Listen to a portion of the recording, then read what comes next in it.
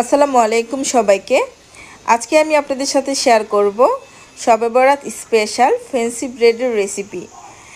শবে বরাতের আগের দিন থেকেই শুরু হয়ে যাবে ফ্যান্সি ব্রেড বেচাকেনা। ঢাকা শহরের অলিতে গলিতে, বিশেষ করে পুরান ঢাকাতে কিন্তু এই ফ্যান্সি ব্রেড এবং হালুয়ার প্রচলনটা অনেক বেশি। আর শবে বরাতে এরকম একটা ফ্যান্সি ব্রেড যদি ঘরেই তৈরি করে ফেলা যায় তাহলে কেন নয় বলুন। অনেক বেশি মজাদার এবং অনেক বেশি স্বাস্থ্যসম্মতভাবে আজকে আপনাদের সাথে আমি শবে বরাত স্পেশাল একটা আসলেই খুব স্পেশাল একটা ফ্যান্সি ব্রেডের রেসিপি শেয়ার করব। এই রেসিপিটা ফলো করে ইনশাল্লাহ আশা করব আপনার বাসায় তৈরি করবেন। তৈরি করলে দেখবেন পরিবারের সবাই এটার লুক দেখে অবাক হয়ে যাবে, এতটাই সুন্দর হবে। তার সাথে সাথে খেতে তো অবশ্যই অনেক বেশি মজার হবে এবং একদম তুলার মতো তুলতুলে নরম। তো চলুন আর কথা না বাড়িয়ে ফ্যান্সি ব্রেডের রেসিপিটা দেখে নিই। তো প্রথমেই ব্রেডের ডোটা তৈরি করার জন্য একটা মিক্সিং বলে 1 কাপ এবং আরও হাফ কাপ পরিমাণ আমি কুসুম গরম পানি নিয়ে নিলাম। সমপরিমাণ আপনারা চাইলে কুসুম গরম দুধও দিতে পারেন। 2টা নর্মাল তাপমাত্রায় থাকা ডিম দিয়ে দিলাম। এরপর দিয়ে দিলাম 2 চা চামচ পরিমাণ ইনস্ট্যান্ট অ্যাক্টিভ ড্রাই ইস্ট, আর আমি অ্যাঞ্জেল ব্র্যান্ডের ইস্টটা এখানে ব্যবহার করেছি। 6 টেবিল চামচ পরিমাণ দিয়ে দিলাম চিনি, 2 টেবিল চামচ করেছিল আমার সেই চামচটা। এরপর দিয়ে দিলাম গুঁড়া দুধ 2 টেবিল চামচ পরিমাণ। আর এখন দিয়ে দিলাম 1 চা চামচের মতো মিল্ক ইমালশন। এই ইমালশনটা দেওয়ার ফলে ব্রেডের মধ্যে খুবই মজাদার একটা মিল্কের স্ট্রং ফ্লেভার পাওয়া যাবে। আর এখানে আমি 1 চা চামচ পরিমাণ লবণ দিয়েছিলাম, যেটা আসলে ভিডিওটা স্কিপ হয়ে গিয়েছে হয়তো এডিট করার সময়। আপনারা অবশ্যই 1 চা চামচ পরিমাণ লবণ দিয়ে নেবেন। আর এখন মেজারমেন্ট কাপের 4 কাপ পরিমাণ দিয়ে দিলাম ময়দা এবং এখানে 2 চা চামচ পরিমাণ দিয়ে দিলাম বেকিং পাউডার। বেকিং পাউডারটা দিলে ব্রেডটা বেশি সফট হয়, তাই এখানে বেকিং পাউডারটা দেওয়ার চেষ্টা করবেন প্রতি কাপের সাথে হাফ চা চামচ করে।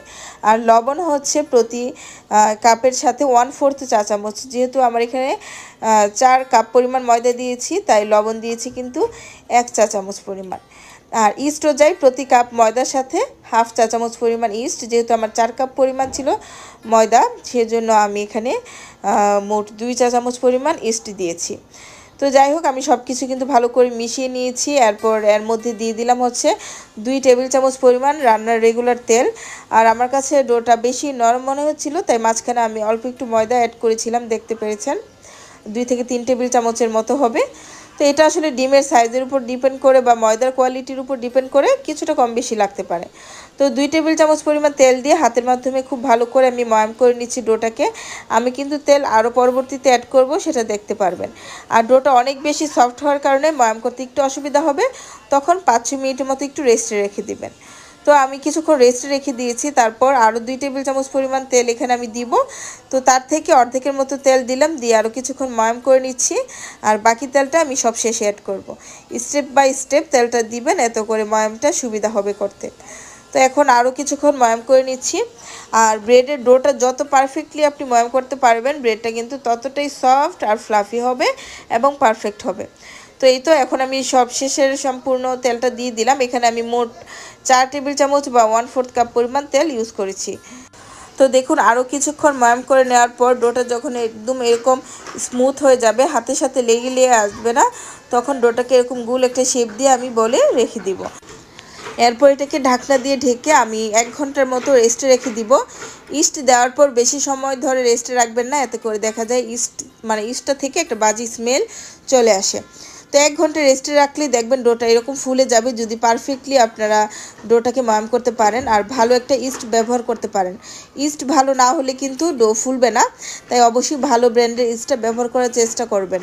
তো এই তো আমার ডোটাকে আর একটু ময়াম করে নিয়েছি। তারপর একটা গোল শেপ দিয়ে আমি কিছুটা ময়দা ছিটিয়ে এর মধ্যে ডোটাকে রেখে দিলাম। এটাকে আবারও আমি একটু গোল করে নিচ্ছি।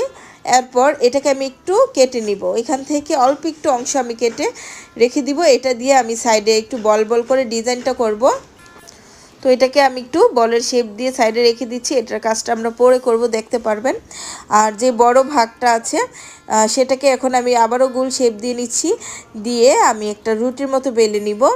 খুব বেশি পাতলা না, একটু মোটা করে রুটিটা বেলে নিব। আর রুটিটা বেলার আগে ডোটাকে 5 মিনিটের মতো একটু রেস্টে রেখে দিবেন, এতে করে রুটিটা বেলতে সুবিধা হবে। না হয় বেলতে গেলে নিজে থেকে এটা ছোট হয়ে আসবে, বেলতে অসুবিধা হবে। তো একটু মানে মোটামুটি একটু বড় করে বেলে নেওয়ার পর এটাকে আমি ট্রেতে রেখে সেট করে নিব হাত দিয়ে চেপে চেপে। তো এখানে আমি হচ্ছে আমাদের ওভেনের সাথে যেই বেকিং ট্রেটা থাকে সেই ট্রেটা নিয়ে নিয়েছি। এই ট্রেটার মধ্যে আমি বেক করব। তো ট্রের গায়ে আমি সুন্দরভাবে ব্রেডের ডোটাকে সেট করে নিচ্ছি। আর আমার এই ট্রেটা কিন্তু বেশ বড়, ভিডিওতে দেখে বোঝা যাচ্ছে না, এটা শার্পের 45 লিটার ওভেনের ট্রে। তো বেশ বড় সাইজের একটা ব্রেড কিন্তু আমি আজকে তৈরি করছি। তো ট্রেতে সুন্দরভাবে সেট করে নেওয়ার পর যে ডোটা আমি রেখে দিয়েছিলাম ছোট ভাগটা, সেটা আমি নিয়ে নিয়েছি এবং সেটাকেও 2 ভাগে ভাগ করে নিলাম কাজের সুবিধার্থে। তারপর এরকম করে লম্বা করে বেলে নিব। প্রথমে বেলতে একটু অসুবিধা হতে পারে, অল্প একটু করে ময়দা ছিটিয়ে দিয়ে আলতো হাতে এভাবে করে বেলে নেবেন। আর 2টা ভাগকে বেলে নেওয়ার পর আমি হাতের মাধ্যমে এরকম ডিজাইন করে নিয়েছি একদম মালার মতো। তো এই প্রথম মালাটা তৈরি করার সময় ভিডিওটা কেন যেন স্কিপ হয়ে গিয়েছিল এই জায়গাটা। তো এটা আমি পরবর্তীটা করে দেখিয়ে দিচ্ছি কিভাবে করেছি। তো প্রথম ভাগটাকে আমি দেখুন টেনে টেনে ব্রেডের সাইড দিয়ে সেট করে নিচ্ছি। এটা দেওয়ার ফলে ব্রেডটা দেখতে অনেক সুন্দর লাগবে, ফ্যান্সি একটা লুক আসবে। তো ওইটাকে সেট করে নিয়েছি। এখন বাকি যে ভাগটা আছে সেটাকেও আমি করে নিচ্ছি ডিজাইন। জাস্ট হাতটাকে সোজা করে 1 ইঞ্চি মতো দূরত্বে রেখে রেখে এভাবে করে ঘুরালেই দেখবেন সুন্দরভাবে এরকম একটা মালার মতো গুলগুল বলের শেপ হয়ে যাবে। খুবই ইজি কাজটা করা, কোনোই কঠিন না, সহজ একদম। দেখুন হয়ে গিয়েছে। তো এটাকে আবার আমি সেট করে নিচ্ছি বাকি ব্রেডের মধ্যে। তো সেট করে নেওয়ার পর আমার অল্প একটু রয়ে গিয়েছে অবশিষ্ট, তো সেটা আমি মাঝখানে আবার সেট করে দেব। তো এটার পরিমাণটা আরেকটু বেশি থাকলে মনে হচ্ছিল যে মাঝখানে আরেকটু সুন্দরভাবে দেওয়া যেত। তো যতটুকু আমার আছে ততটুকুই আমি একটু মাঝখানে একটু টেনে টেনে সেট করে দিচ্ছি সুন্দর মতো। এই তো আমার এটা সেট করে নেওয়া হয়ে গিয়েছে। এবার আমি আঙ্গুলের মাধ্যমে ব্রেডের উপর কতগুলো গর্ত গর্ত করে দিব, এভাবে জাস্ট ভিডিও দেখানো নিয়ম অনুসারে। দেখুন খুবই সহজ পদ্ধতিটা, তবে দেখতে কিন্তু ব্রেডটা অনেক সুন্দর হবে। তো এরকম করে নেওয়ার পর এখানে আমি একটি ডিমের কুসুম এবং সাথে 1 টেবিল চামচের মতো দুধ মিশিয়ে রেখেছিলাম একসাথে, সেটা ব্রেডের গায়ে এভাবে করে ব্রাশ করে দিচ্ছি, এতে করে ব্রেডের মধ্যে সুন্দর কালার আসবে। তার সাথে সাথে যে ড্রাই ফ্রুটসগুলো আমরা দিব সেটা একদম ব্রেডের সাথে চেপে লেগে যাবে। তো যেহেতু ফ্যান্সি ব্রেড অবশ্যই ড্রাই ফ্রুটস দিতে হবে। এখানে আমি মুরব্বা নিয়েছি, টুটি ফুটি নিয়েছি এবং কিশমিশ নিয়েছি। আপনাদের হাতের কাছে যেটা থাকে সেটাই নিতে পারেন। তো মুরব্বাগুলোকে এভাবে করে আমি যে গর্তগুলো করেছি সেখানে একটু একটু করে গেঁথে দিব। আর তারপর হচ্ছে কিশমিশগুলো উপরে দিয়ে দিব এবং টুটি ফুটিগুলো উপরে দিয়ে দিব।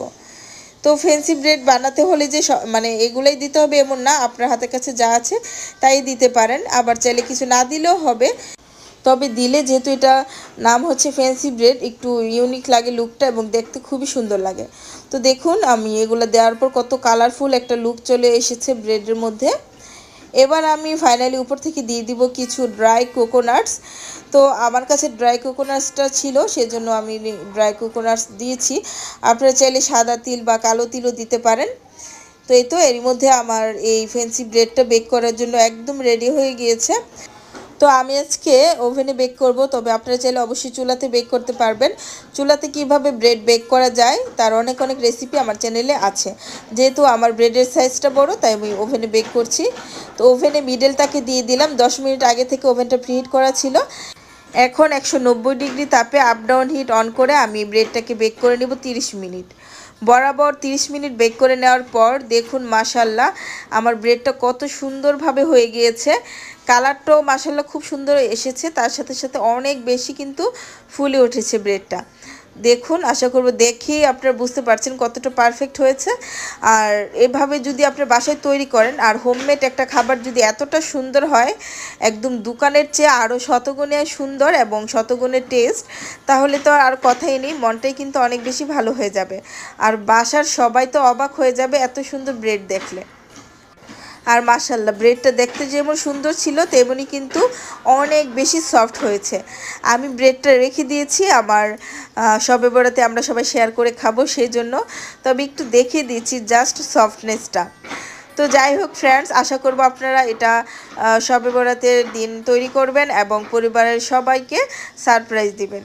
আজকের মতো ভিডিওটা এখানে শেষ করছি, তবে যাওয়ার আগে একটা রিকোয়েস্ট রইল, যারা আমার চ্যানেলে নতুন, চ্যানেলটা এখনও সাবস্ক্রাইব করেননি তারা প্লিজ চ্যানেলটাকে সাবস্ক্রাইব করে দিবেন। আর যারা সবসময় আমার চ্যানেলের ভিডিওগুলোকে দেখেন, লাইক কমেন্ট শেয়ারের মাধ্যমে সাপোর্ট করেন, তাদের সবাইকে জানাই অনেক অনেক ধন্যবাদ এবং অনেক অনেক ভালোবাসা। তো আজকের মতো ভিডিওটা এখানেই শেষ করছি। সবাই খুব বেশি ভালো থাকবেন, সুস্থ থাকবেন, নিরাপদে থাকবেন। আল্লাহ হাফিজ।